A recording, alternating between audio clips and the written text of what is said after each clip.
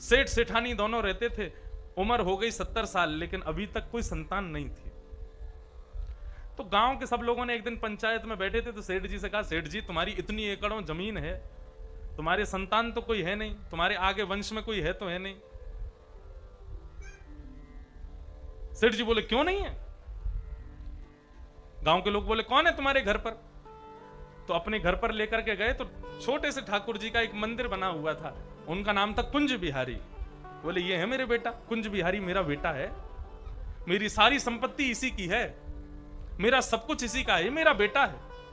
तो गांव के बड़े बुजुर्ग सब हंसने लगे, बोले, अरे सेठ जी, आपकी भावना को प्रणाम करते हैं कि आप ठाकुर जी को अपना पुत्र मानते हो, लेकिन हम तो ऐसा कहेंगे कि एक बालक गोद ले लो।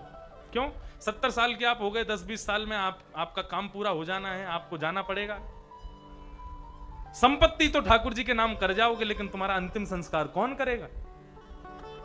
सेठ जी बोले, तुम लोगों का कौन करेगा? बोले, हमारे तो बेटा हैं, वही करेंगे। बोले, जैसे तुम्हारे बेटा तुम्हारा संस्कार करेंगे, ऐसे मेरा कुंज बिहारी मेरा संस्कार करेगा, मेरा कुंजो बेटा मेरे संस्कार करेगा।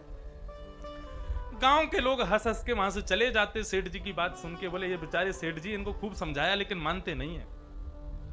बंधुओं, 10-15 साल बाद जब सेठ जी की मृत्यु हुई, पूरा गांव इकट्ठा हुआ, सबने सेठ जी को अर्थी आदि बांध के उनको ले जाने लगे, राम नाम सत्य कहते हुए जा रहे थे।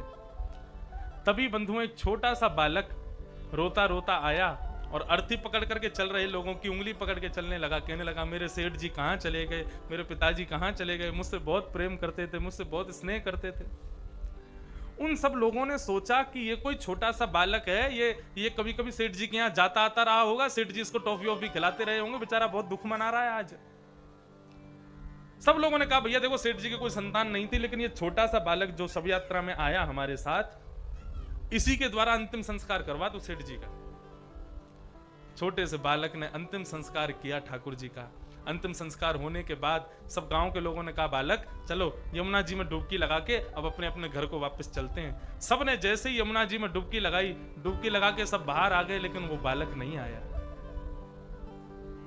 आपस में गांव के लोग चिंतित हो गए, अरे भैया वो बालक कहां गया, बाहर आया? कि बोले, नहीं बाहर नहीं आया, डुबकी लगाई उसके बाद मिला ही नहीं।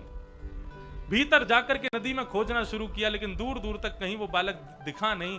तो एक बूढ़े बुजुर्ग बोले कि सेठ जी कहते थे कुंज बिहारी मेरा संस्कार करने आएगा, कहीं कुंज बिहारी तो नहीं आए थे? अरे भैया चलो, दौड़ के सेठ जी के घर के ठाकुर जी का दर्शन करने चलो जल्दी।